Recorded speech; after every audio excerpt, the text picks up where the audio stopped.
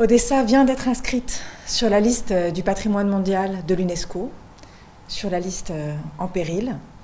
C'était une demande qui avait été portée par le président Zelensky, ici même, en octobre, devant l'UNESCO. Et cela signifie que la cité historique, cette ville dont on connaît tous le nom, est désormais placée sous le plus haut niveau de protection par la communauté internationale.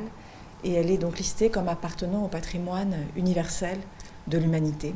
Alors il y a un premier enjeu qui est symbolique, qui est celui de dire cette ville appartient au patrimoine mondial, elle nous concerne tous, nous la regardons tous, nous la voyons tous et nous reconnaissons son histoire et son apport au patrimoine.